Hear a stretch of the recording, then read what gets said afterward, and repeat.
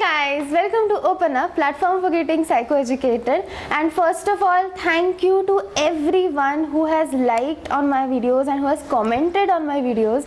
I am really happy to see all the support that has been pouring in, and so keep the love coming. Share the channel as much as you can, because I want to reach a large number of people so that whatever I am saying reaches to them.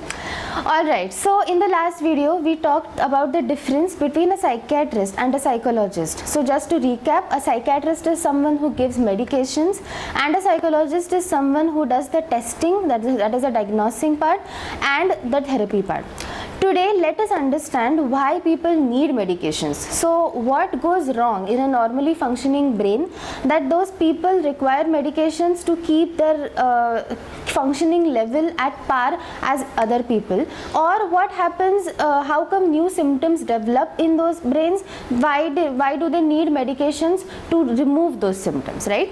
So, if you remember, in the second video that I had posted, I had talked about pathways. So, there are pathways in our brain. So, brain is like basically a machine in which electrical impulses or messages are sent from one electrode to the next one. So now let us understand what are these electrodes. They are basically neurons, and if anybody with a science background or with somebody who has done psychology will know what I mean. So neurons are basically cells that are there in your brain which communicate with each other, which send messages to each other, so that each activity that you do can happen, and that is well coordinated. So when I say I want to lift my hand, while in doing this process my brain is sending, so my neurons are firing to each other saying that this hand has to go up. It seems very simple that whenever we do something, but actually behind every action that we do a lot of stuff goes on up here. So now these neurons, they also secrete something known as neurotransmitters. So these are nothing but chemicals. So like we have blood in our body, we have chemicals in our brains, and mostly disorders of mental illnesses or mental health disorders are basically they happen when these neurotransmitters, their levels go up and down. So the main neurotransmitters that you will majorly see associated with different kinds of disorders are serotonin, dopamine, norepinephrine and epinephrine. So these four are really they are very involved in the presence and the absence of many disorders that we are going to be talking about in the upcoming months. So like I said, if you imagine a clear water, okay, there is no wind, there are no stones, and the water is completely calm and it is completely peaceful. So that is how our brains are when everything is going right, when the number of the chemicals that are secreted are in line with each other. No chemical is more, no chemical is less. But then if you imagine that you put a stone in the water, it will create ripples, the water will get disturbed, right? So similarly, when these neurotransmitters do not get secreted in the necessary quantity, or they get over secreted, that's when disorders they take place or they develop. So that's why medications are so important, because medications are basically an outward help that you take so that this balance gets set right once again. So I tell this to all the patients that come to me. So generally in my first session what I do is I talk to them about medical adherence, because many people don't take medications on time.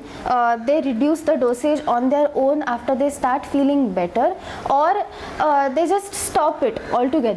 So I am feeling better, I don't need to go to the psychiatrist again, let me stop the medications on my own. And we will get to why that is such a dangerous thing to do in a while. But then that's what I stress in all my sessions. I explain all the patients why it is necessary to take medications. I have found out that when you explain people why they should do a thing, their motivation to do it really increases. Okay, so now let's quickly go over some of the groups of medications that are prescribed by psychiatrists. So first group is antidepressants. So antidepressants, like the name suggests, they are given to people who are suffering from depression, who are suffering from a low mood and hopelessness and ideas of helplessness. So antidepressants, basically they are selective serotonin reuptake inhibitors, that is SSRI. our eyes. Now, like I said, serotonin is a neurotransmitter, right? And it gets secreted in the brain. Now imagine that it becomes a bit too much. So there is a reuptake. So the neurotransmitters pull back the excessive serotonin back to themselves. What happens in depression is this secretion of serotonin reduces. And serotonin is the feel-good hormone of your body. So serotonin and dopamine are two hormones which are really, really involved in making you feel happy, in making you feel fresh and motivated. So when in the brains of people with depression, when this level of serotonin it goes down, that is when the symptoms start appearing. So why does this go down? So after the brain has secreted the serotonin, the neurotransmitters have secreted the serotonin, the reuptake happens, and that's when the level of serotonin goes down, because after the reuptake it takes back, right? So selective serotonin reuptake inhibitors is basically anything that stops something, right? So the medications that the psychiatrist gives, it actually stops the reuptake of the serotonin so that more serotonin is available in your brain. Now, there are various medications that fall under SSRIs, but I won't go deeper into that. Let's move on to the next category. These are antipsychotics. Now, antipsychotics are basically medications that are given to people who are suffering from schizophrenia, who are in an active state of psychosis, who need that kind of medications to bring them back to reality.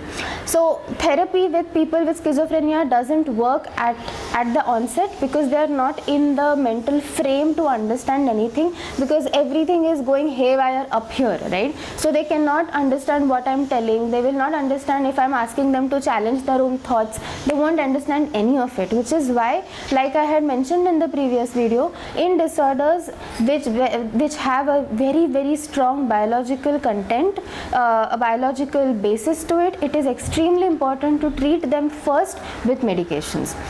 The third category is anti-anxiety medications. Now these medications are given to people who have a full-fledged anxiety disorder, who are going through a lot of panic attacks, and to control their physiological needs and physiological reactions when they go through anxiety. So they are known as beta blockers or beta blockers. So basically what they do is they stop the reactions that anxiety attack brings. So palpitations or sweating or shivering of hands, not being able to breathe, these symptoms are controlled by this. Think about when you are vomiting, okay?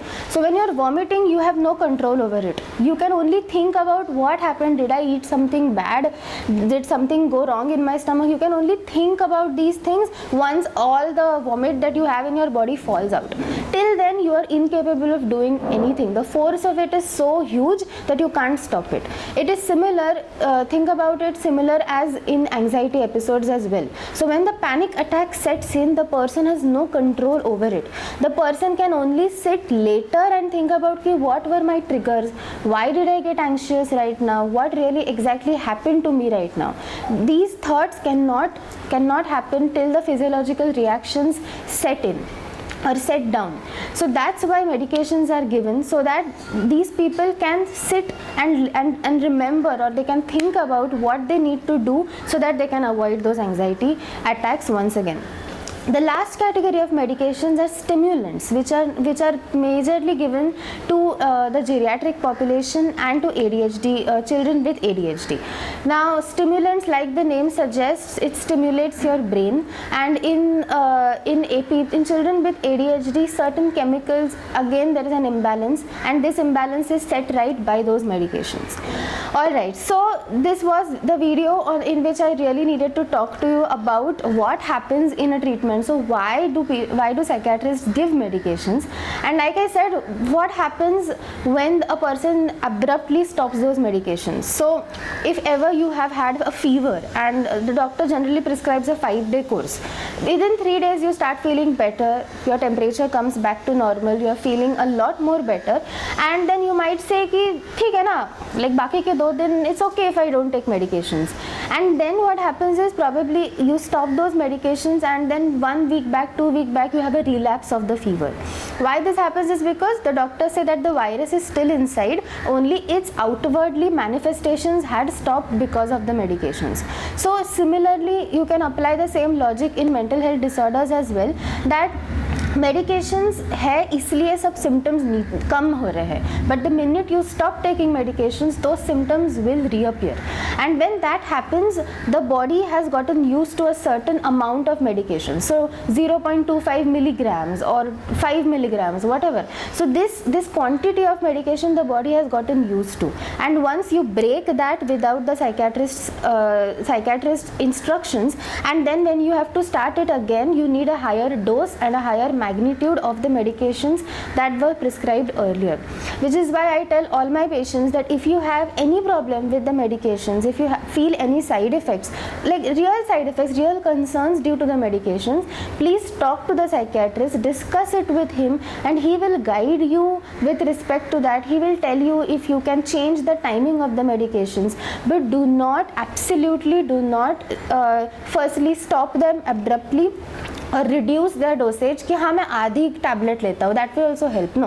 And lastly, change the timings कि if a medication is making you feel sleepy, ठीक है, I'll take it before bed so that I won't feel sleepy during the day. So this seems very logical on your part, but then knowing this information that is actually a trouble in disguise that afterwards is going to come and create a problem for you only. That's why this video was made, so that you can understand that medications are not to be tampered with, and the psychiatrist eventually tapers it off. So I know people who are on a maintenance dose, all right. So now it means that their symptoms have completely subsided, but they still need a maintenance dose so that it does not relapse.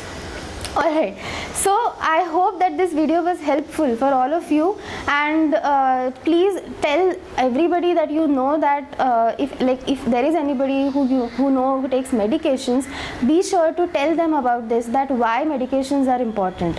I will see you guys next week. Take care. Bye.